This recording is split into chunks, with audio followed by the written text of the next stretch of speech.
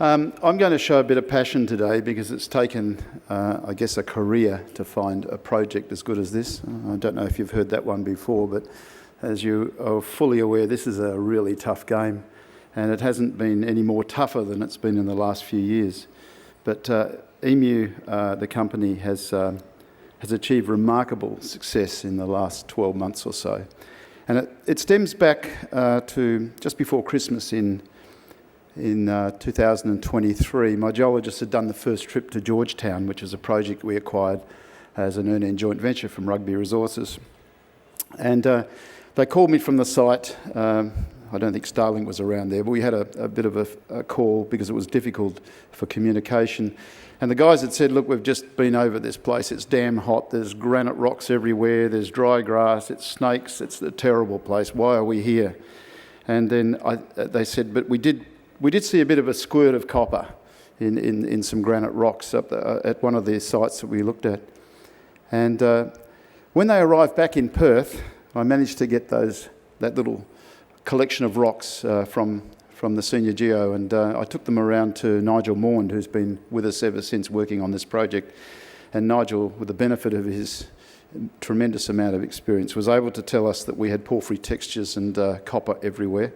I think our first results back from that were quite phenomenal from the selected rocks.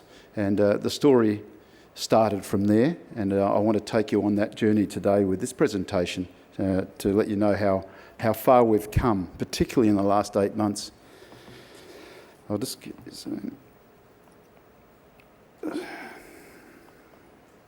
So we're in the Georgetown area. The picture there shows the Georgetown mining district. We've got 3 tenements, about 850 square kilometres. And the area that we're focusing on here is called the Yataga Igneous Complex. And the project that I'm going to talk about today is the Yataga Copper Project. So I'm not going to talk about EMU. If anyone wants to know about EMU, you're welcome to come to the booth, and there's plenty of information. I'm so passionate about this project, it deserves the time. So this is the Yataga Copper Project, and since the discovery, we have identified 2 prospects. Those prospects are the Fiery Creek Copper Prospect, which is in the northern part of this Yataga complex, and that's defined by the circle there. And the central core area, which we're calling the Yataga Valley Copper Prospect. So these are the 2 areas that we've been working up, particularly in the last 8 months in field. And bearing in mind, this is Georgetown where we get a lot of rain, so we can only work in the dry season. So during the wet, you get a lot of rain. They had 10 inches in 2 days, a couple of weeks ago, last week. And I rang the pastoralist actually and said, are we ever going to get onto this ground with that sort of rain? He said, mate, by the time you get here, best Queensland accent here, by the time you get here, mate, it'll all be gone. I hope we get some more because I need it for my pastoral work. So anyway, it's a very wet area, and that helps us a little bit as well because this thing here is 285 million years old, and it's been eroded possibly more than 2 kilometres down to the top of the carapace. This is where we think that the mineralisation sits just below surface. So that is a tantalising suggestion. So they're the two prospects that we're working on at the moment, although this thing is large. It's 70 square kilometres, that circular intrusion. And that little map there just also shows the geochemistry that we've been able to obtain through PRXF on termite mounds. So we're getting 5 times background to 200 parts per million copper is the colour there, the purple colour. In 2004, this is the 8 months that I suggest we worked. So we've done a very comprehensive program. We've done 6 geochemistry programs, which included 2 rock collection programs for our mapping, and we've done 2 geophysics surveys. We've also done mapping, comprehensive mapping there, not only of the rocks, but we've been on the ground with the team pretty much the whole time getting this developed up to where it is today. As I mentioned, we had some tremendous success with our geochemistry. We used, because this country is really difficult to access, it's savanna grassland strewn with boulders and absolutely smashed to pieces by uplifting and through all the shear zones. It's very difficult to transverse. There is no roads through here. The pastoralist uses a chopper to have a look at his cattle. There's an old fence that runs through there 100 years ago. Probably it's all fallen down. We had to use quad bikes, and we had to fly this thing with LiDAR to actually, with photogrammetry work, to see how to get around this place. It's incredibly difficult. Probably the reason it hasn't had any exploration previously. That might be better. I can see with my glasses. So, as I mentioned, we did the geochemistry work and the AEM and the IP work. So we did 220 kilometres of AEM, helicopter electromagnetic flyover survey, and we did 22.6 kilometres of IP, pole dipole.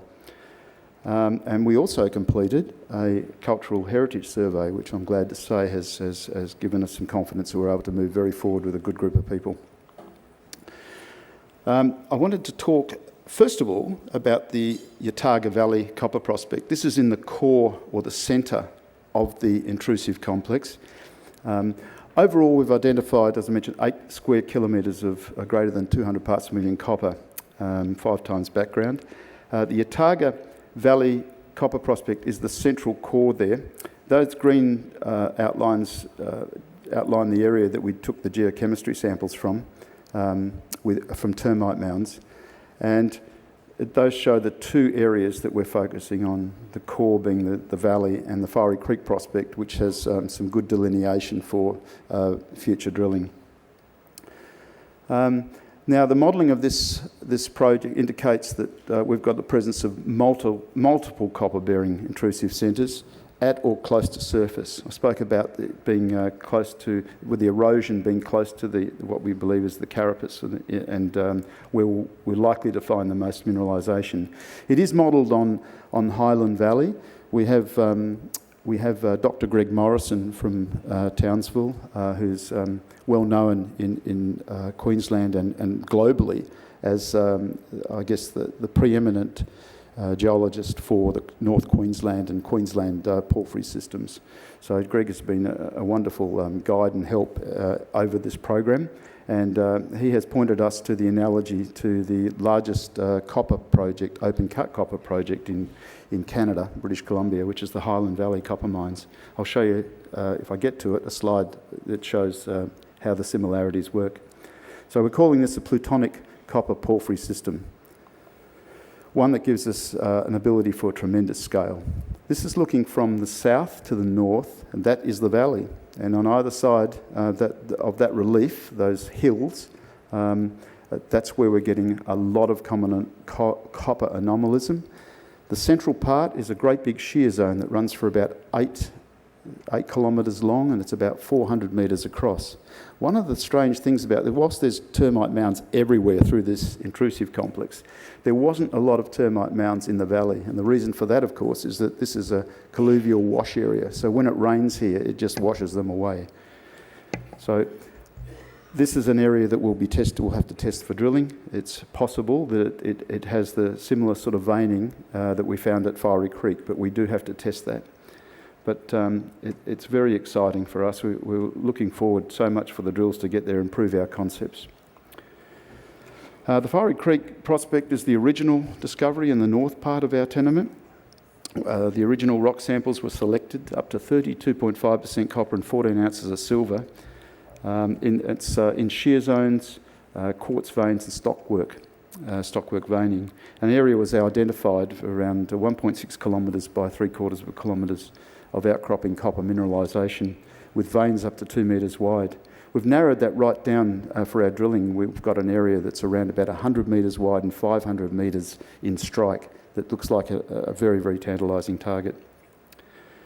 So it's interpreted as a shallow, constrained scale porphyry system with extensive secondary copper mineralisation at surface, but also, if you see our booth and our rocks there, we can also demonstrate that there's a lot of primary copper at surface as well. Given the amount of erosion, the amount of rainfall that comes through, there's not a lot of weathering.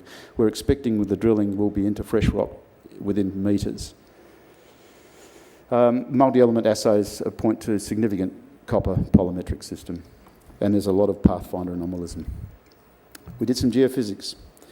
And these always are quite tantalising. They're great to put in these sort of conferences, but our geochemistry was very powerful, and we ran some AEM and we did the IP, and these slices just show that we are getting, I think the most important thing is the IP is correlating very strongly with the geology, the geochemistry, and it's showing us that we're not too deep before we start hitting the chargeability anomalies. I think the top one there is Fiery Creek, and the bottom one there is the Yataga Valley.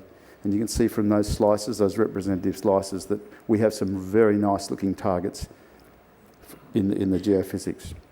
But we don't get carried away by that. We've got to put it all together. And the important thing is that when we do drill, which is damn expensive, that we make sure that we get the best results. So targeting and vectoring our drilling is really important. Some of those targets are a little bit deeper, you know, the top of, as I say, top 150 metres down to 300-400 metres. But I did mention that we're at the top of the carapace, so we're quite fortunate that we don't have to drill these very deep holes that you'd normally do in a standard porphyry in the Ring of Fire, for instance. So I guess the important thing is that there's a wonderful correlation with the geophysics and geochemistry and the geology. This is some more geophysics, which shows from our AEM the depletion of the mag and some very interesting targets that have come through from the AEM. The figure on the right again shows the geophysics at Fiery Creek to the north and the Yataga Valley in the centre. They're probably a little bit hard to see. I'm not sure you can get the full value there, but come by the booth, we'd be happy to show you how that works. This is the model that was proposed by Dr. Greg Morrison as being the analogy to the Highland Valley. So you can see that we've got the two prospects listed there on that model.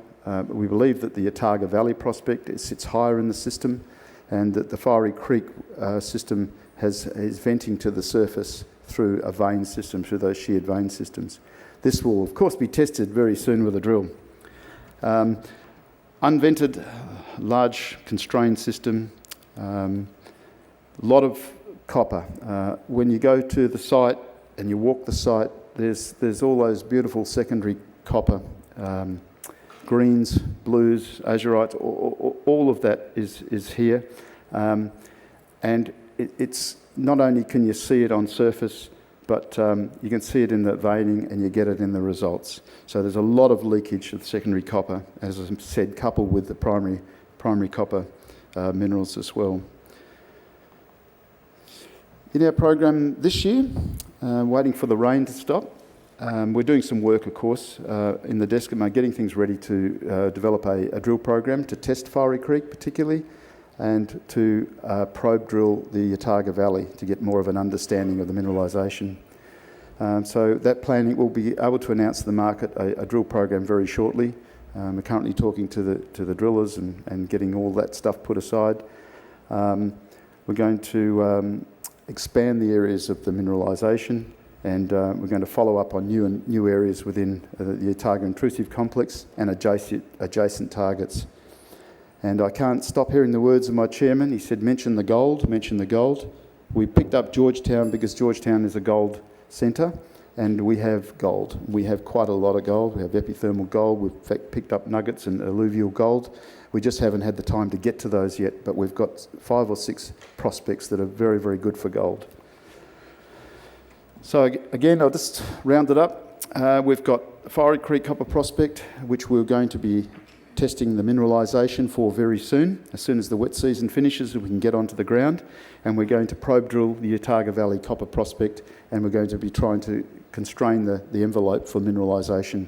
There are many other targets here. We've only sampled 27 square kilometres over the 70 square kilometres that makes up the Yataga intrusive complex. This district, 1,000 mineral occurrences over the district, extensive gold and base metal potential.